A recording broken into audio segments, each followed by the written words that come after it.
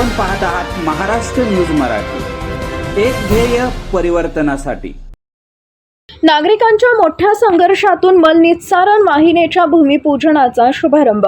पुणे आंबेगाव खुर्द या ठिकाणी नागरिक ड्रेनेजच्या पाण्याने नागरिक भयंकर ग्रासले असून नागरिकांच्या समस्येकडे प्रशासन वारंवार कानाडोळा करते आहे। अनेक वेळा तक्रारी करून देखील याकडे प्रशासकीय अधिकारी, खासदार, आमदार, माजी नगरसेवक यांचं दुर्लक्ष होताना दिसते। नागरिकांच्या समस्या वारंवार सांगून देखील या ठिकाणी कुठलीही उपाययोजना होताना दिसत नाही। 250 कोटी रुपयांचे ड्रेनेज विभागामार्फत टेंडर दिलं गेलं असून नेमके हे पैसे कुणाच्या खिशात गेले हे नागरिकांना काही समजण्याचं झालं आहे। 2017 समाविष्ट हे गाव पुणे महानगरपालिका हद्दीमध्ये करण्यात आलं। आतापर्यंत हजारो कोटी रुपये या भागामध्ये खर्च केले असून देखील नेमका विकास गेला कुणीकडे असंच म्हणावं लागेल। स्मार्ट सिटीच्या नावाखाली मोठा या भागातून टॅक्स गोळा केला जातो, परंतु नागरिकांना सुविधा या मिळताना दिसत नाही। सच्चाई माता परिसरात अटल 1 ते 12 या भागामध्ये ड्रेनेज लाईन, पावसाळी लाईन या अस्तित्वातच नाही।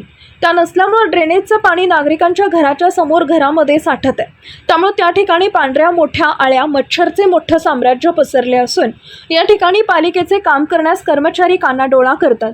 स्थानिक नागरिकांना, लहान मुले, वयोवृद्ध यांना ड्रेनेजच्या पाण्यामुळे ताप, मलेरिया, अंगदुखी, डेंग्यू अशा विविध आजारांना ग्रासलाय।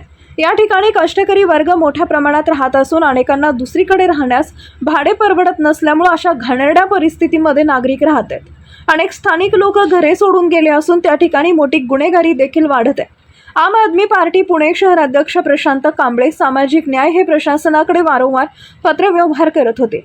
8 दिवसांमध्ये काम चालू नाही झाल्यास आमरण उपोषण करणार असं पत्र जगदीश खानोरी, मुख्य कार्यकारी अभियंता मलनिस्सारण विभाग यांनी भेटून उपोषणाचा इशारा देण्यात आला होता। नागरिकांच्या मोठ्या संघर्षातून मान्यता मिळाल्यानंतर भूमिपूजनाचा शुभारंभ आज करण्यात आला।